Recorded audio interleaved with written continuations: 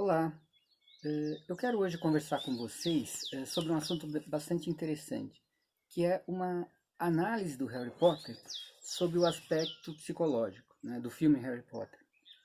E acho que a primeira questão que se levanta quando a gente faz uma proposta dessa é qual é a relevância de se fazer uma análise de um filme sobre um aspecto psicológico, ou mais especificamente sobre o aspecto do retornar-se, né? E acho que essa pergunta é bastante legítima e a gente poderia respondê-la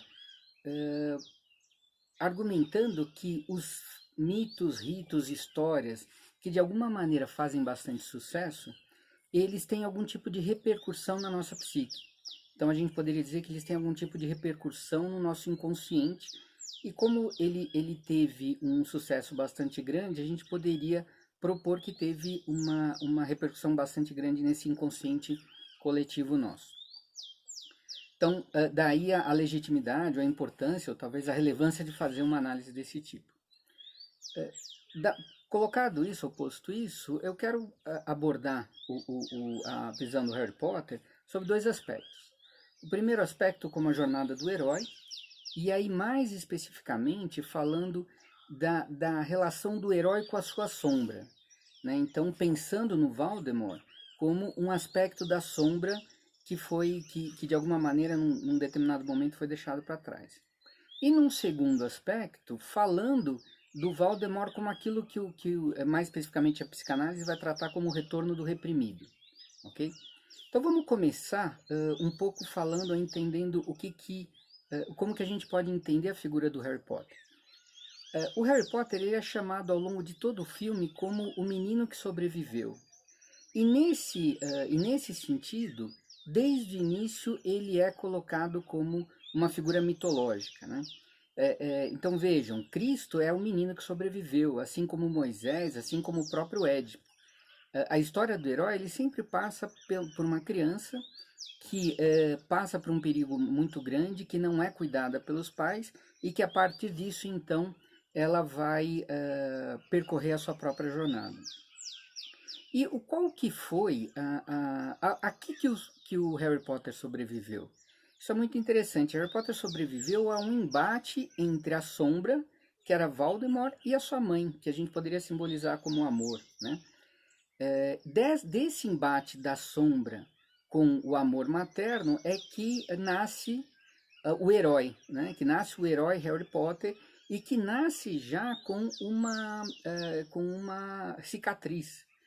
Né? É muito interessante essa história da cicatriz. A cicatriz, ela, por seu turno, ela é alguma coisa que caracteriza ou que singulariza o herói, né? Ou qualquer um de nós, na verdade.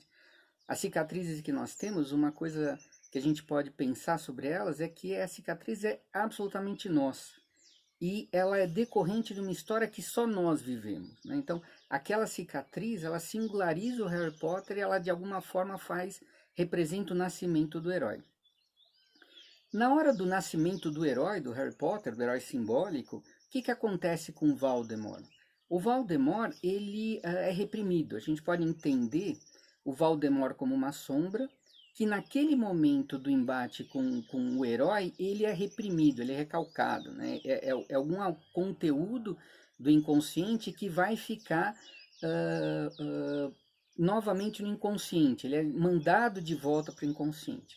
E aqui já tem um aspecto importante da gente pensar que tudo que existe no filme simboliza um só psiquismo. Então, o Harry Potter, o Voldemort, a mãe, tudo que está ali simboliza um só psiquismo.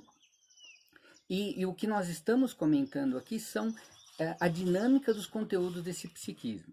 Então, na hora que nasce, digamos, o herói, o Voldemort, que é o aspecto da sombra, ele é lançado, ele é reprimido, ele é lançado novamente no inconsciente. E a partir desse momento, a gente tem então a jornada, o início da jornada do herói.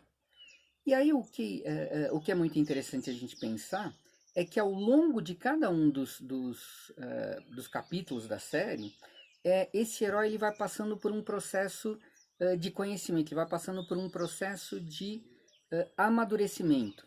Então ele passa, por exemplo, ele tem contato com a Pedra Filosofal, que é um símbolo arquetípico. Depois ele vai na Câmara Secreta. E é interessante que na Câmara Secreta ele tem que, de alguma maneira, se defrontar com uma grande cobra, né, com um símbolo fálico muito grande. Esse símbolo fálico, esse confronto com esse símbolo fálico com a cobra, ele, por exemplo, ele lembra muito um sonho que o Jung conta que teve quando teve 3, 4 anos de idade, no qual ele também precisa se confrontar com esse símbolo, né? E aí, ao longo do tempo, o que vai acontecendo com o herói? Ele vai se capacitando, ele vai fazendo a sua própria jornada e, de alguma maneira, se fortalecendo. Ao processo de fortalecimento, ele vai como se tornando mais capaz para voltar a se encontrar com a sombra, que é o encontro que ele vai ter futuramente com Voldemort, né? Ele nasce o herói nasce a partir de um confronto com a sombra, ele é aquele menino que sobreviveu, como vários outros símbolos arquetípicos ou heróis arquetípicos. Essa criança que sobrevive, ela vai passando ao longo do tempo, se capacitando, até que ela tem, então, o confronto final com a sombra. Sobre esse confronto e sobre o que significa a sombra, a gente vai falar no próximo vídeo.